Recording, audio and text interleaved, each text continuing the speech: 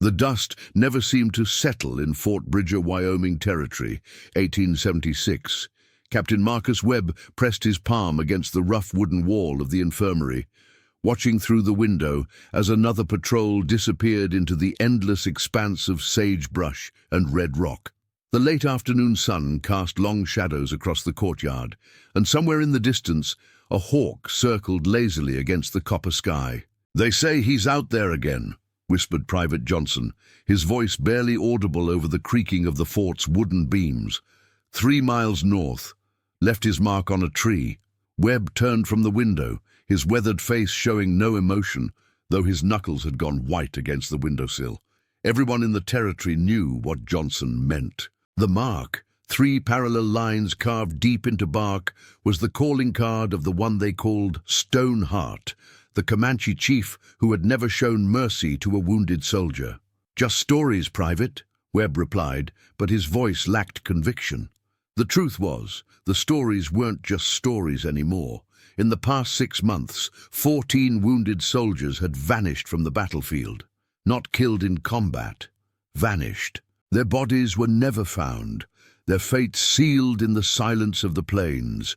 The only trace left behind was Stoneheart's mark, carved into the nearest tree like a signature of inevitability. Margaret Whitmore sat by her kitchen window in the small settlement of Clearwater, 15 miles east of the fort. The evening light filtered through her modest curtains, illuminating the untouched place setting across from her, a habit she couldn't break even 2 years after her husband's death at Little Bighorn.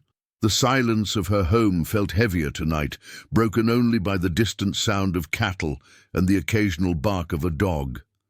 She was mending one of her late husband's shirts when she heard the hoofbeats, slow, deliberate, approaching from the direction of the fort. Margaret set down her sewing and moved to the front window, her heart quickening as she recognized the blue uniform of a cavalry messenger.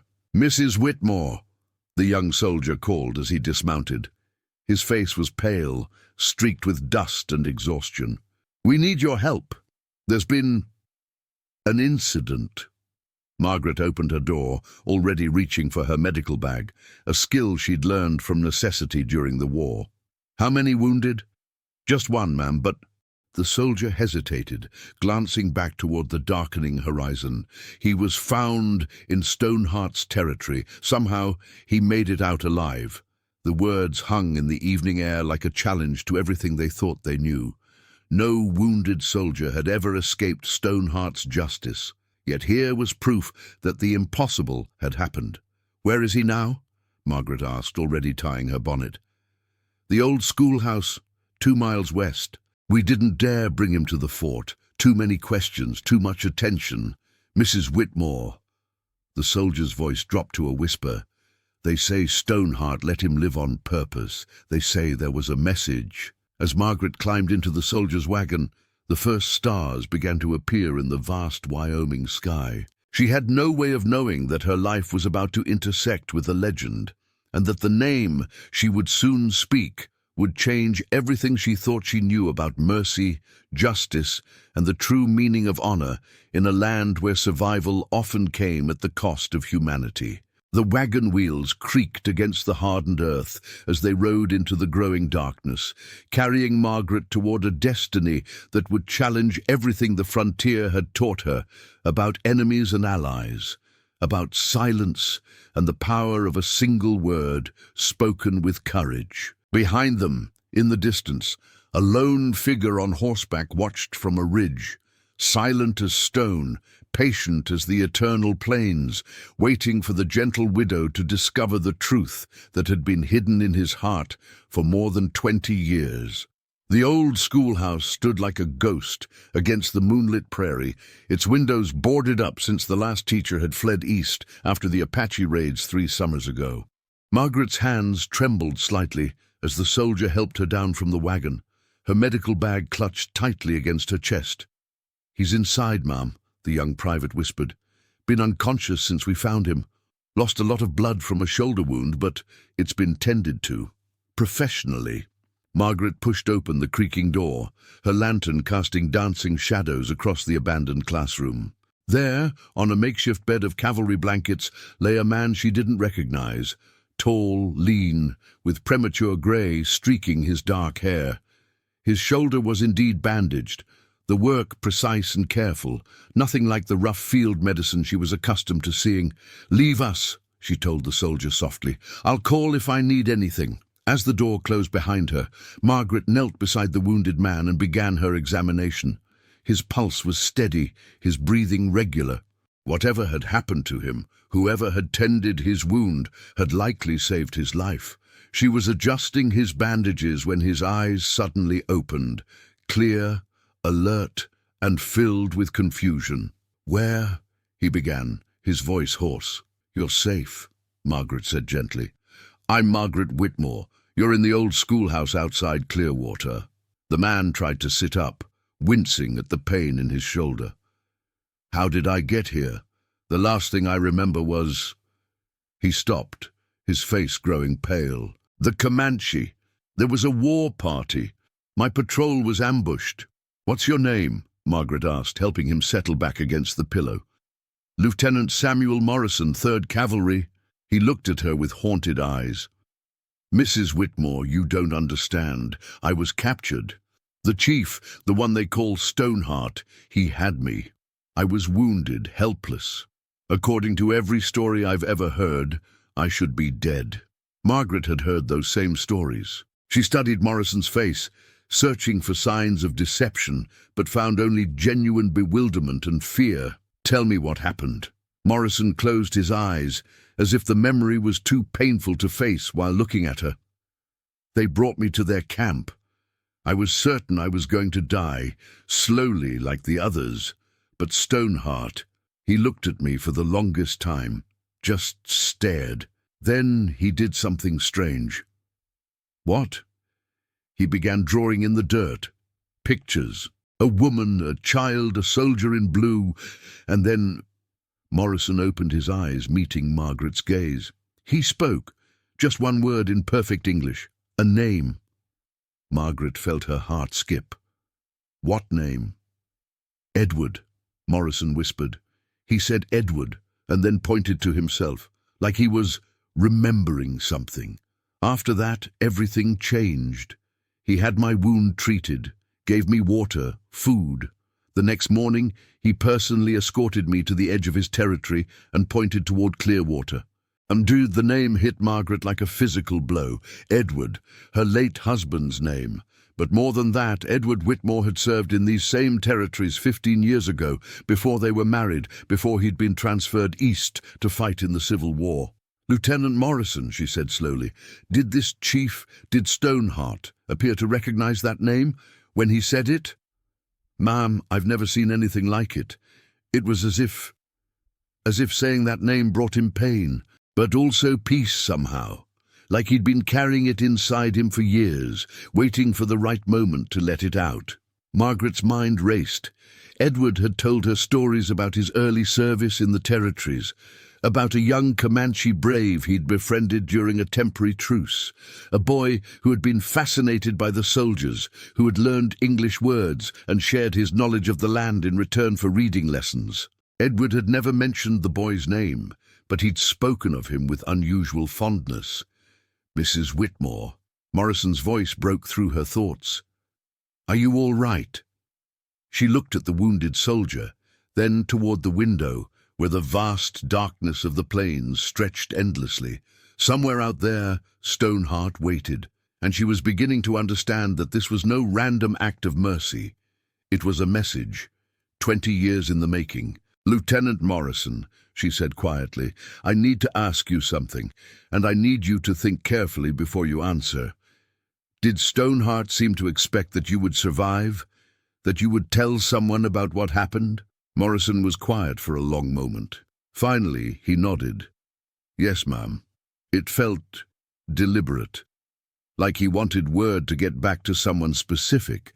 Margaret rose from her chair and walked to the window, staring out into the night. The wind whistled softly through the gaps in the schoolhouse walls, carrying with it the scent of sage and the promise of dawn, still hours away. "He's waiting," she said, more to herself than to Morrison. "Ma'am?" She turned back to the wounded soldier, her decision crystallizing in her mind like frost on glass. "Lieutenant Morrison, I need you to get word to Captain Webb at Fort Bridger. Tell him that Margaret Whitmore requests safe passage to meet with the Comanche chief known as Stoneheart." Morrison's eyes widened. "Mrs. Whitmore, you can't be serious. The man may have spared my life, but he's still the boy my husband taught to read," Margaret said softly. "And I think it's time I returned the kindness Edward showed him all those years ago." Outside, the night held its breath. And somewhere in the darkness, a legend waited to become a man again. Dawn was breaking over the Wyoming Territory as Margaret rode out alone, against every piece of advice she'd received from Captain Webb and Lieutenant Morrison.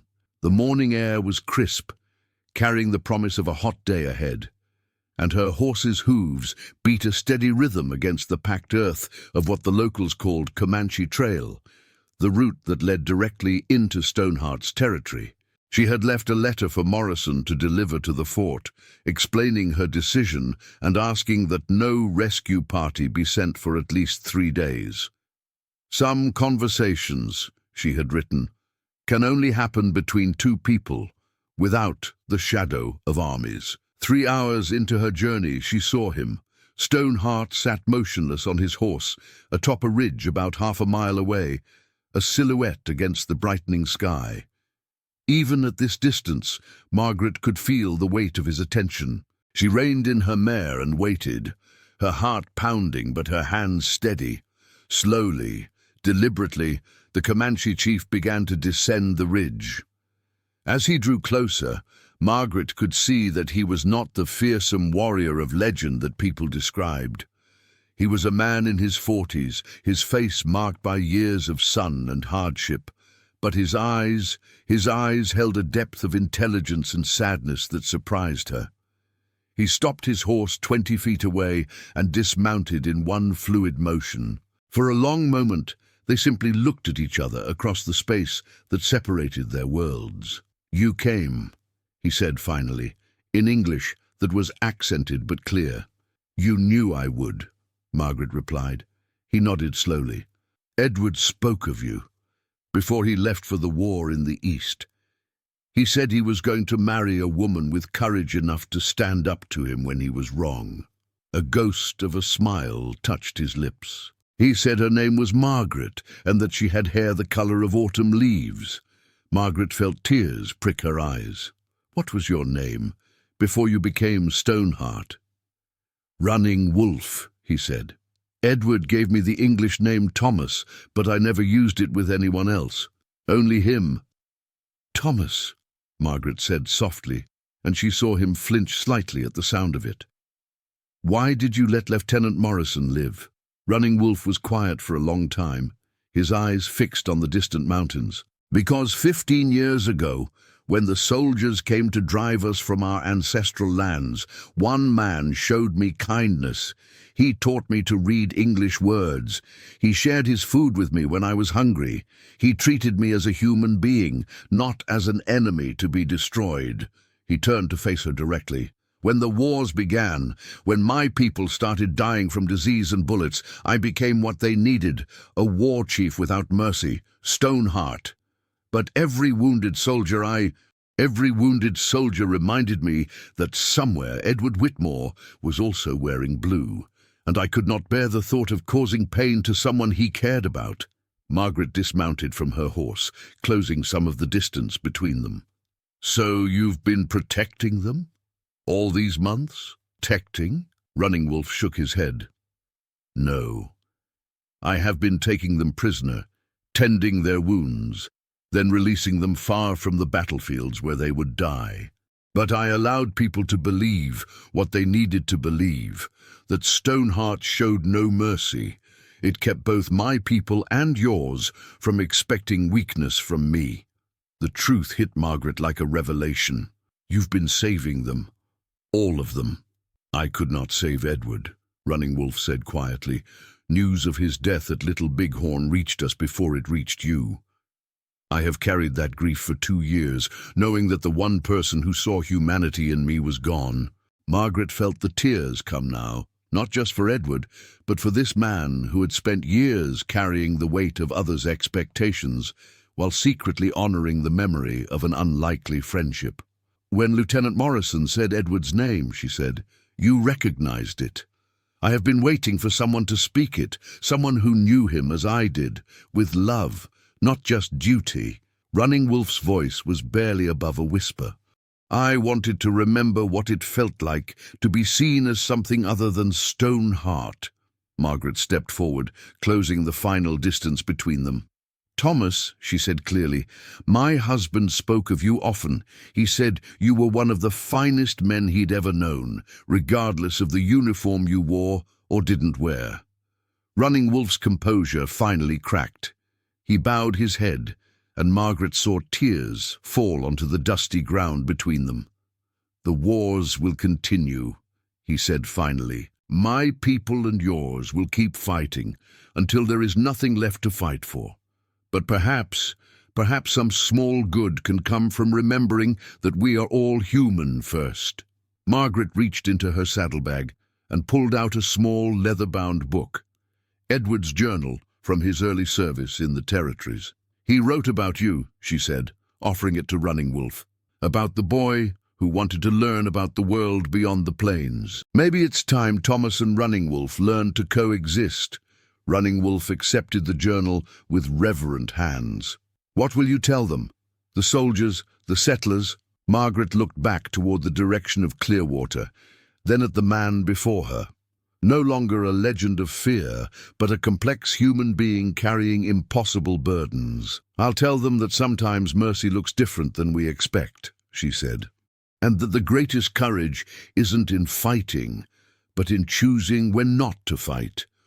As the morning sun climbed higher, two people from different worlds stood together on the endless plains, bound by their shared grief for a good man, and their shared hope that understanding could exist even in the midst of war. When they finally parted ways, Running Wolf riding north and Margaret turning back toward Clearwater, both carried with them the knowledge that legends were made by people, complex, flawed, hopeful people, and that sometimes the most powerful weapon against hatred was simply speaking someone's true name with respect and love. The story of Stoneheart would continue to be told around campfires and in saloons, but Margaret Whitmore would carry the real story of Thomas Running Wolf, the man who saved enemies in honor of a friend, and who taught her that even in the hardest places, humanity could find a way to survive.